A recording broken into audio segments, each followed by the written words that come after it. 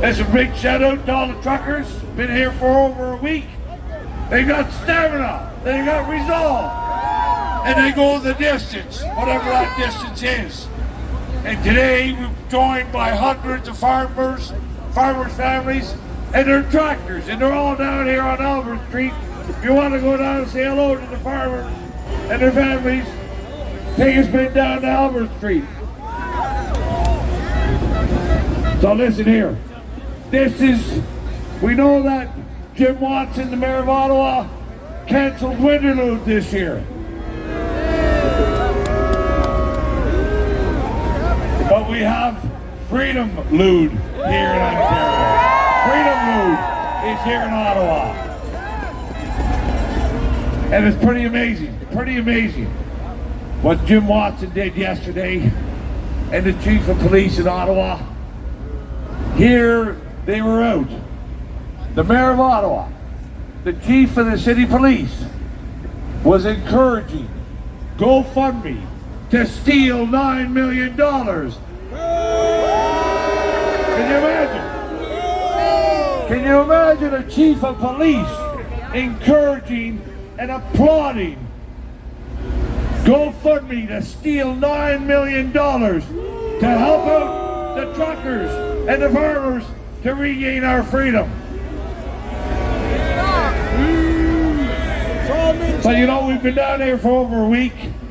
It's been nothing but fun. It's been high energy. It's been energetic. It's been fun. We've had street hockey games. We've had fireworks, street dances, and this is what Canada is all about.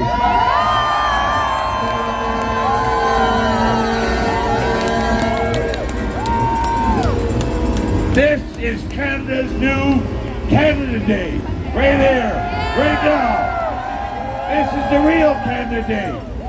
And listen, we know, we listened to Justin Trudeau, and I don't know if that little groundhog ever did come out of his Scottish. But he calls us a fringe minority with unacceptable views. We're here with our families. We're here with our friends. We're here with love in our hearts. And he calls us a small fringe minority with unacceptable views. And I can tell you, I've been in politics for a long time. And this has been a big battle. This is the biggest battle we've ever been in. This has been Canada's darkest time these last 23 months. But I'm going to tell you, the small fringe minority with the unacceptable views are those 338 politicians up in Ottawa. They are the small. They are the fringe. They are the unacceptable views. Those cowards in the cottage are not representative of Canada. They're not representative of us. And we have to have a motion of no confidence in these people. And we're showing it right here in the streets of Ottawa. We're showing it in the capital cities of every province. We've got blockades and tractor convoys in Edmonton. We've got them at the border in Alberta. We've got them in Winnipeg. We've got them in Regina. We've got them in Quebec City. We've got them in Toronto.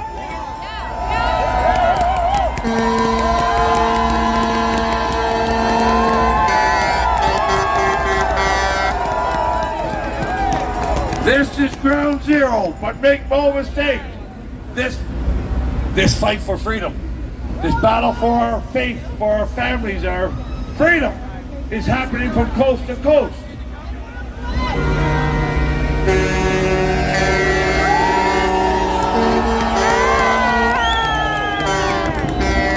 And we're not going to give up. We're going to go the distance. And let me share you one little story. You know, many people in Canada were known to be very polite, very considerate. We even say sorry when we don't need to say sorry. That's what Canada is. But that's not all. That's not the only things that define Canada. One of my childhood heroes was a young man in Toronto His name was George Savallo. Anybody remember George Savallo? He was a 5-time heavyweight champion of Canada. Fought 93 bouts. He fought the best in the world. Muhammad Ali, Joe Frazier, George Foreman. And in 93 bouts, nobody ever knocked him down and nobody ever knocked him out. That's what a Canadian is. We don't get knocked down. We don't get knocked out. We go the distance.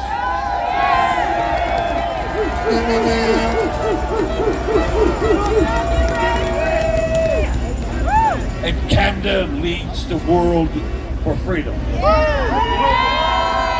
the First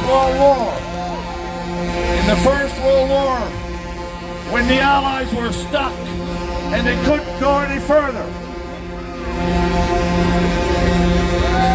they were stuck at a ridge called Vimy. None of the Allies could get through, and they called on Canadians to go the distance and to guard that hill. And we did it.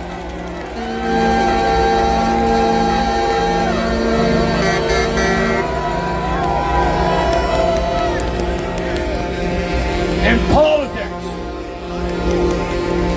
politics, we often hear an excuse and a cliche. Have you ever heard that excuse is not the hill you want to die on? Anybody ever hear that? We hear it in politics all the time.